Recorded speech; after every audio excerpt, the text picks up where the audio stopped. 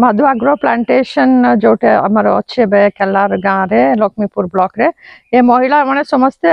20 वर्ष रु अच्छा के 2 वर्ष भी अच्छा काम कर तो ये कम कर रोजगार कर किंतु आमे आउरी तांको गोटे इनकम वाइज तांको सपोर्ट करबा आमे गोटे तांको ट्रेनिंग हिसाब रे आगे तांको बुझाला कि फार्मर्स प्रोड्यूसर ग्रुप करेंगे करिकरी आमे तांको फार्म भितर जो प्रोसेसिंग यूनिट तांको पई बसई देकरेटी आमे सपोर्ट करया पे आमे चाहूचु आ जेमती लोकल प्रोड्यूस टर्मरिक हो मांडिया हो कि सुआ हो आ सेतरे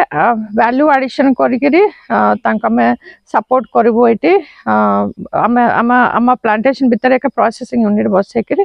आमे तांको सपोर्ट करबा प्लान करछु आ प्लस कॉफी पे भी हमें जमते कॉफी शॉप केमते बनाबा ए सब विषय भी हमें चिंता आलोचना में करलु आ से डायरेक्शन रे भी हमें जीवा पे हमें प्लान करछु किंतु हमर आज उद्यम थिला से माने निजे केमते गोटे उत्पादनकारी दल तयारी करि परिबे आ काहे कि से दल तयारी करिवे आ तार उद्देश्य कोन तार लक्ष्य कोन आ केमती पर्यायक्रमे से माने छोटिया छोटिया लोकल प्रोडक्ट को लेकिन जमती आम काकरी गुमारे मिलती हल्दी माने लक्ष्मीपुर हल्दीटा बहुत फेमस ताको केमती प्रोसेसिंग करिकि से माने मार्केटिंग कर परिबे आउ ता सहित अन्य जिनस जहाँ किसी भी से चाहते लोकल प्रोडक्ट ताको केमती से वैल्यू एडिशन करिकि मार्केटिंग कर परिबे आउ एक्स्ट्रा इनकम केमती से माने करि परिबे तांकर दैनंदिन कार्य सहित आउ गोटे भलो उद्योगी केमती से माने हे परिबे दलगत भाबे गोटे उद्योगीकरण काम करि परिबे तारी आज हमर मुख्य उद्देश्य थिला। आदिवासी महिला माने कार्य करुछंती एई कॉफी बगीचारे दिन मजूरिया भाव में कार्यरत एई महिला मानकर निश्चित भाव में मजूरी सेमानक घर को जाउछि